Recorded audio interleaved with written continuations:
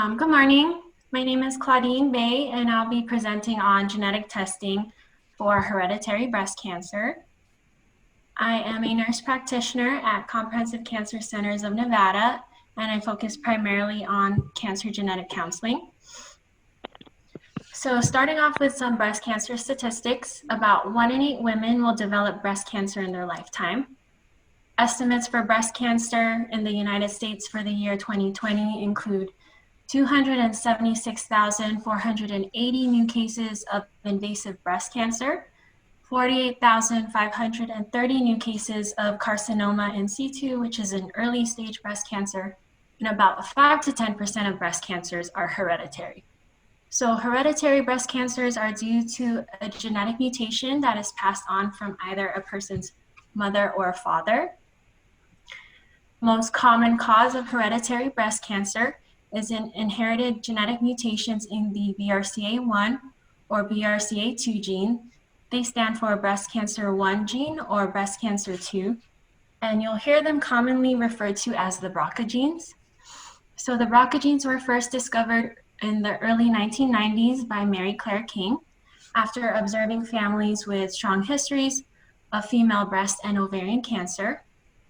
BRCA genes are tumor suppressor genes that help cells engage in DNA repair. So mutated versions of these genes can lead to abnormal cell growth and essentially cancer. It is thought that about 1 in 400 people have a mutation in BRCA. BRCA mutations are more common in the Ashkenazi Jewish population. About 1 in 40 of these individuals can carry a BRCA mutation. And about 90% of the BRCA mutations in this population are due to 3 founder mutations. And founder mutations are the same mutations that are observed in seemingly unrelated families, but can be traced back to a common ancestor. So initially we knew that BRCA increased a woman's lifetime risk for female breast and ovarian cancer, but over time we've learned that it also increases an individual's risk for other cancers. So for females with a BRCA mutation, their lifetime risk of female breast cancer increases anywhere between 40 to 70% versus 12 to 13% for an average woman. Women with a BRCA mutation tend to present with breast cancer at younger ages. And in women with cancer and a mutation, they are at a higher risk of developing cancer in the opposite breast. A woman's lifetime risk of ovarian cancer increases anywhere between 20 to 60% versus 1% for an average woman. And men with BRCA mutations also have a higher lifetime risk of breast cancer, approximately 7%, and prostate cancer, their risk is approximately 20 to 30%. These individuals also have an increased risk of pancreatic cancer, approximately 5% in their lifetime, and also an increased risk of melanoma. However, that exact number is unknown at this time. So this graph kind of just depicts the statistics I discussed. So the blue bar represents the BRCA1 gene, and the red bar represents BRCA2 gene. So you can see for BRCA1, women have a higher risk of ovarian cancer, and then in BRCA2 mutations, men have a higher risk of prostate and male breast cancer. So since the discovery of the BRCA genes, we have also identified other hereditary breast cancer genes that can predispose individuals to breast cancer. So they include mutations in TP53, P10 gene, CDH1, STK11, ALB2, ATM, CHEK2, and the genes listed up top are said to have a higher penetrance like the BRCA genes, so meaning that their likelihood of causing cancer is high. And the 2 listed on the bottom have a moderate penetrance, meaning that their likelihood of causing cancer is still significant, but not as high. So how do we identify these individuals with these inherited genetic mutations? So for people with a strong family history of cancer or a personal history of cancer, we want to offer them genetic counseling and testing. So genetic testing is done to analyze a person's DNA for any inherited genetic mutations like the BRCA genes or the other hereditary breast cancer genes. And it entails getting a referral to a genetic counselor or a similarly trained provider. So this provider will perform a detailed risk assessment, which includes obtaining your medical history, determining some of your risk factors for cancer, and also getting a family history in regards to cancer. The counseling component involves them providing you with information on genetic testing, the medical implications testing may have on your care and on other family members, and basically just providing you with enough information so that you can make the best decision whether you should undergo testing or not. So after the counseling session, they will obtain informed consent, and once you consent, they will collect either a blood or saliva specimen that will be sent off to a certified genetic testing lab. So basically nowadays, anyone can get genetic testing as it's widely available, but not everyone meets criteria for testing. So the NCCN, or the National Comprehensive Cancer Network, has set criteria in place for who should be offered testing, who should undergo testing, and that includes a female with a breast cancer diagnosed at or below 45 to 50 years of age, or any age if they are of Ashkenazi Jewish descent. Anyone with a triple negative breast cancer diagnosed below or at 60 years of age. Individuals with 2 or more primary breast cancers with the first breast cancer diagnosed below 50 years of age. Individuals with invasive ovarian or fallopian tube cancer or primary peritoneal cancer.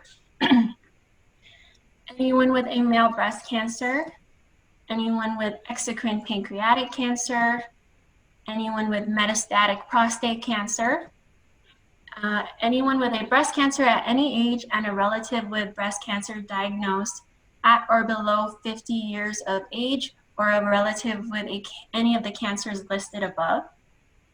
Anyone with a high-grade prostate cancer and Ashkenazi Jewish ancestry, or a high-grade prostate cancer and a close relative with any of the criteria above. BRCA1 or 2 mutation identified on tumor testing. Individuals with a first or second degree relative of an individual who meets the criteria above.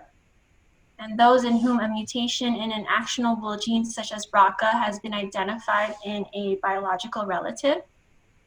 An individual who does not meet the above criteria but has a model-based probability of carrying a BRCA mutation of greater than 5%, and Ashkenazi Jewish adults even if they have no personal or family history of cancer. So if you undergo testing and you do test positive for either a BRCA1 or BRCA2 mutation, there are guidelines in place as to how your medical management should be approached. And so for females, in regards to breast cancer, we want to start surveillance early in these individuals. So for women, we begin with an annual breast MRI starting at age 25. And then when the women turns 30, in addition to the annual breast MRI, we will also add on an annual mammogram. We ask that these women consider the option of undergoing a risk-reducing bilateral mastectomy, which is the surgical removal of both breasts. These women can also consider chemo prevention, so taking a pill like tamoxifen, which is also used to treat breast cancer to reduce your risk of breast cancer. Studies have shown that in high-risk women, tamoxifen can reduce their risk of breast cancer by about 50%. And for men, we recommend that they undergo clinical breast exams annually, starting at age 35. And for men with gynecomastia or enlarged breast tissue, annual mammograms can be considered for them.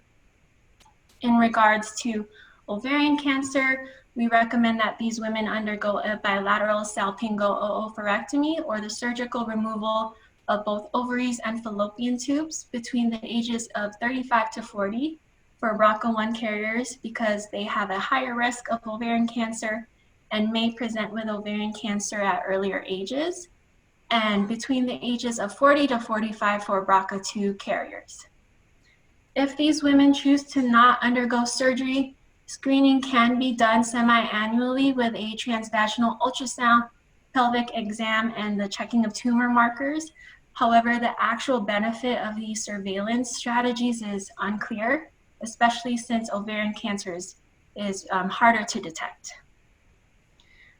For prostate cancer, we recommend that men begin annual screening at age 40. So with a PSA level check, prostate exams for BRCA2 carriers, and screening for prostate cancer can be considered in BRCA1 carriers. For melanoma skin cancer, we recommend that an annual dermatology evaluation for these individuals.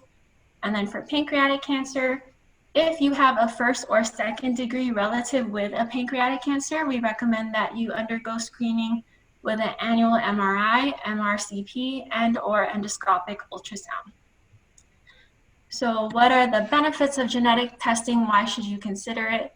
Well, it provides individuals with an in-depth knowledge about your cancer risk. So knowing you carry a mutation helps you and your doctor know what potential risks you may have in the future. It can also help people make informed decisions about managing their healthcare. So in men and women with cancer and a known mutation, it can help you and your doctor make the best decisions towards your medical management, whether it's deciding which surgical options may be best for you or what medications you may respond to better. In individuals with a mutation and without cancer, it may encourage them to make better lifestyle changes to reduce their risk of cancer. And then with the surveillance strategies in place, the goal here is earlier detection, so which will increase the chance of a successful outcome. And it gives individuals the opportunity to help educate other family members about their potential cancer risks. So if we identify a genetic mutation in you, your genetic provider will make recommendations for who else in the family should undergo testing. And it can also help people diagnosed with cancer qualify for clinical trials. All right, thank you for joining us. We have time for questions, I believe.